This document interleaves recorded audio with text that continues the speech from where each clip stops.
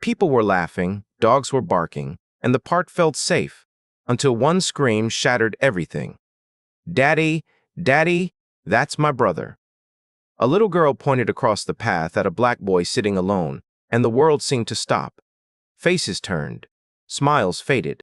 A wealthy man froze, his confidence draining as whispers spread and eyes judged the child before anyone asked a single question.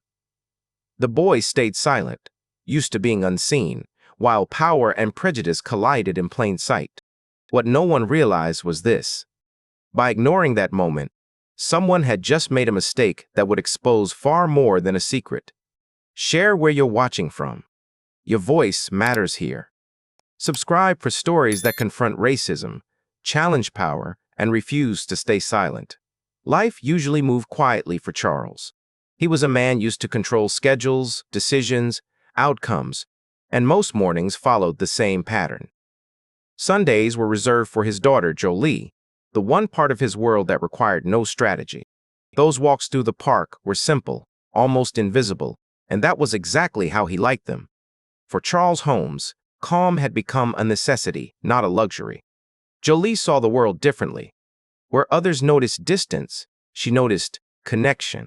She walked with curiosity instead of caution, asking questions adults no longer thought to ask.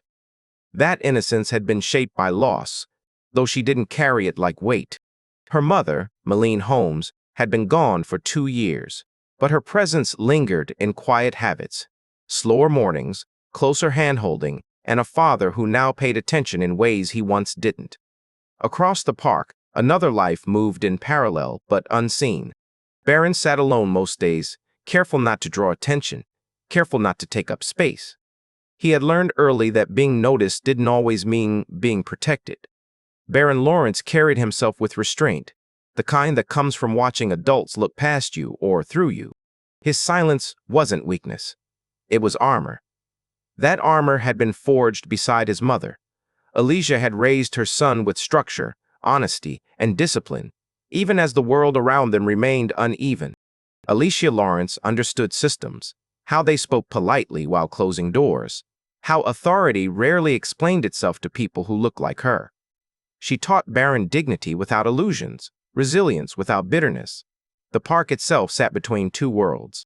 It was public, open, and welcoming on the surface, but the rules shifted quietly. Families lingered comfortably in some spaces, while others were watched more closely. It was the kind of place where assumptions lived comfortably, unchecked. The kind of place where people like Charles Holmes rarely questioned why things felt easy. Even institutions far removed from that park played a role. Corporate leaders, board members, and decision-makers. People who looked like Charles Holmes shaped realities they never had to personally face. Their influence filtered down into everyday moments, creating environments where silence was safer than intervention. None of them knew it yet, but those parallel lives were on a collision course.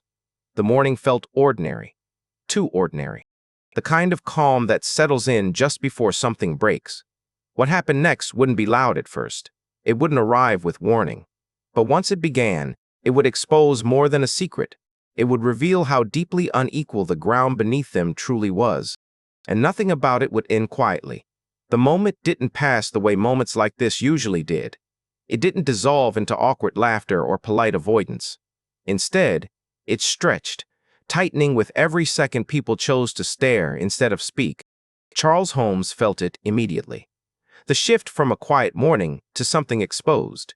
He saw it in the way nearby conversations stalled, in how eyes lingered on the boy before landing on him. Jolie Holmes stayed close, her small hand still raised from pointing, unaware that the words she had shouted had torn through an unspoken rule. Adults began filling in the silence with assumptions. Some looked at the child beside the fountain with discomfort, others with judgment that settled too quickly to be innocent. Baron Lawrence remained seated, shoulders squared, his face carefully blank. He had learned how to endure attention without inviting it. Alicia Lawrence felt it before she saw it. From where she stood, the air had changed, thicker, colder, edged with the kind of scrutiny she recognized all too well. She moved closer, not rushing, not apologizing. The distance between her and her son was suddenly crowded with opinions no one had earned the right to hold. Whispers traveled faster than truth. Someone murmured about boundaries. Someone else questioned motives. The words never landed directly, but they circled, aimed. Barron felt them like pressure on his chest, familiar and heavy. He had been judged like this before, measured without context, labeled without permission. Charles tried to ground himself in logic. Coincidences happened. Families looked different now. Still, the looks told a different story. Power didn't like uncertainty, and this moment was full of it. He caught fragments of conversation, questions framed as concern framed as accusation. The discomfort wasn't shared evenly. It never was. Jolie tugged his sleeve, confused by the tension she hadn't caused but had triggered. "Why are they staring?" she asked, her voice cutting through the noise just long enough to make it worse. No one answered her. Silence stepped in again, obedient and complicit. Barron shifted slightly, the movement small but deliberate. He didn't shrink. He didn't flee. That quiet dignity unsettled people more than anger ever could. Alicia noticed the way some parents subtly guided their children away, the way others lingered as if watching a scene unfold. Racism rarely announced itself. It relied on suggestion, on comfort with judgment. A man nearby muttered something about responsibility. Another voice followed, louder than necessary. "This is inappropriate." The words weren't aimed at anyone directly, which made them harder to challenge. That was the point. Charles felt the weight of them settle, realizing how quickly authority could be implied without ever being named. In his mind, echoes of Millionaire home surfaced, her insistence on fairness, her quiet intolerance for cruelty dressed as manners. She had believed that decency showed up in moments exactly like this. Remembering her didn't bring clarity. It brought pressure. Barron stood then, slowly, his posture controlled. The movement drew more attention than he wanted, but less than others expected. Alicia stepped in beside him without touching him, a silent signal of presence, not protection. The bond between them was obvious, but the crowd still searched for explanations that fit their comfort. Across the park, a few school kids watched with open curiosity, absorbing the lesson unfolding in real time. They saw who was questioned and who was spared. They learned without being taught. The quiet cruelty of that realization tightened Charles's chest. Phones appeared. Not openly at first, subtly. Someone always documented moments like this, eager for spectacle, but unwilling to intervene. Media attention didn't need credentials anymore. It fed on discomfort and called it awareness. Charles heard himself say, "We should talk somewhere else," though he wasn't sure to whom he was speaking. The suggestion only deepened the divide. It implied secrecy. It implied guilt. Power shifted in perception, not reality, and that made it dangerous. Alicia's voice finally cut through, calm but firm. "My son hasn't done anything wrong." It wasn't loud. It didn't need to be. The statement unsettled those who preferred silence. Barron glanced at her, then back at the crowd, the question in his eyes unspoken but clear. Would this change anything? It didn't. Not yet. People began drifting away, satisfied that the moment had been contained without being resolved. But the damage lingered. The injustice hadn't peaked. It had only organized itself. Somewhere beyond the park, narratives were forming, judgments solidifying. Charles felt it then. The sense that this wasn't ending here. That bystanders would become commentators. That silence would turn into momentum. The system didn't need villains shouting to work. It only needed people willing to look away. As the crowd thinned, the tension stayed. Whatever had been exposed couldn't be folded back into normalcy. The story was moving now, and it was being carried by forces far bigger than a single morning. What no one realized yet was how costly that misjudgment would become. The tension reached a breaking point, the moment authority decided to step closer instead of stepping back. What had started as judgment now hardened into control. People who had been watching from a distance felt empowered to weigh in, their silence replaced by confidence once they believed the situation was sanctioned. That confidence landed hardest on Barron, who stood still while assumptions pressed in from every side. Charles Holmes felt the loss of balance before he understood it. The looks no longer questioned, they accused. The unspoken narrative had shifted. painting the boy as a problem that needed explaining. Jolie Holmes sensed it too, her earlier certainty colliding with an atmosphere that no longer felt safe. She didn't speak, but she moved closer, instinctively choosing loyalty over comfort. Elijah Lawrence watched the escalation with a calm, sharpened by experience. She had seen this before, how quickly public spaces turned hostile when power felt challenged. The crowd didn't need instructions. Racism rarely did. It moved through implication, through the quiet agreement that someone like her son required justification just to exist. Someone stepped forward, positioning themselves as an authority they hadn't earned. Their tone carried confidence borrowed from privilege, the kind that assumed compliance. Questions were framed as demands as expectations. The worst of it wasn't loud. It was procedural, as if humiliation could be made acceptable by sounding reasonable. A phone camera lifted higher. Another followed. Media and public curiosity merged into spectacle, turning a child into content. The moment teetered on the edge of something irreversible. Charles felt panic tighten in his chest, not for his reputation, but for the boy standing at the center of it all.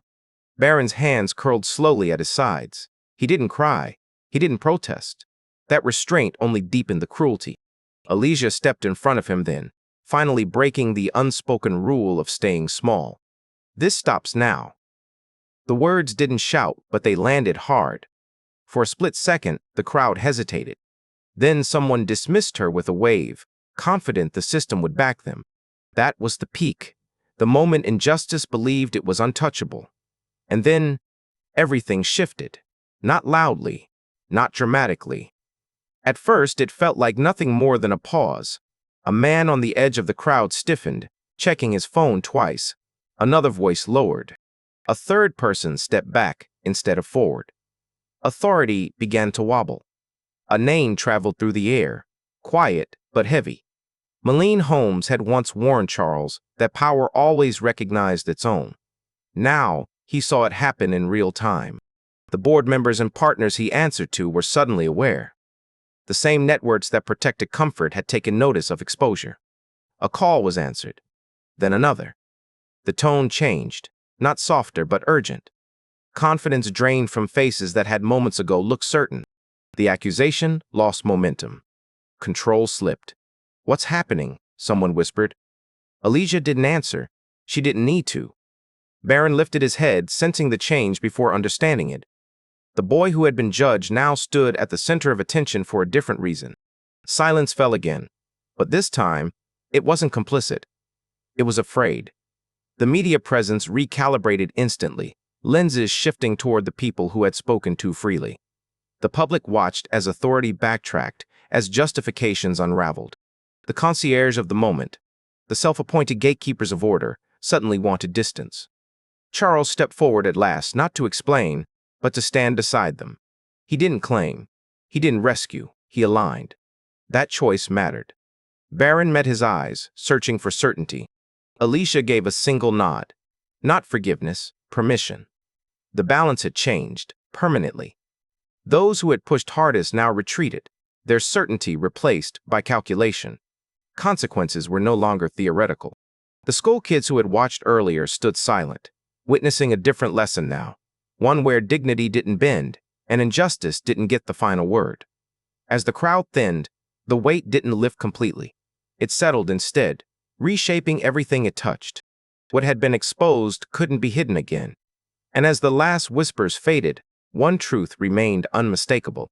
The moment that was meant to humiliate had become the moment power lost control, and it would never look the same again. The aftermath didn't arrive with apologies or public statements. It arrived quietly, but with weight.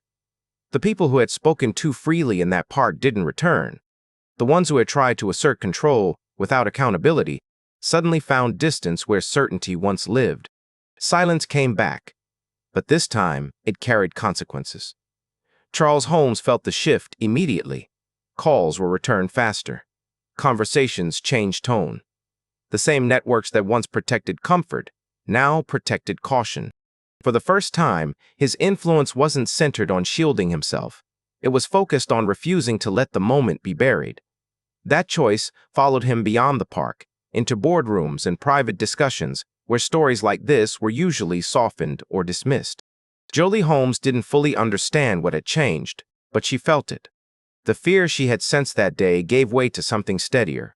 She stayed close to the boy she had pointed to so boldly, not because she was told to, but because instinct told her that silence was not neutral. For Baron Lawrence, the impact ran deeper. He returned home carrying more than memory. He carried validation, the knowledge that the weight he'd been taught to bear alone had finally been seen and challenged. It didn't erase the years of restraint or the lessons learned too early, but it altered the future. Dignity had been defended without requiring him to disappear. Alicia Lawrence didn't celebrate. She never had. But she noticed what stopped happening: the looks, the assumptions, the way people felt entitled to question her son's presence. The system hadn't transformed, but it had been forced to retreat. That mattered. Even the absence spoke volumes. Millionaire Holmes had once believed that fairness showed itself in moments of pressure, not comfort. Her influence lingered now, not as memory, but as proof that values didn't die with people. They waited to be tested. The school kids who had watched learned something too. They saw how quickly cruelty gained confidence and how quickly it collapsed when challenged. The lesson wasn't taught in a classroom. It was absorbed in real time. This wasn't a victory story. It was an accountability story. Racism doesn't always shout. Sometimes it whispers, waits, and relies on everyone else to look away. But this time, it didn't get that luxury. The question left behind wasn't whether injustice exists. It was simpler and more uncomfortable.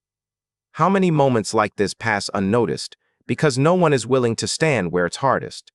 If this story made you pause, don't keep it to yourself. Share it forward.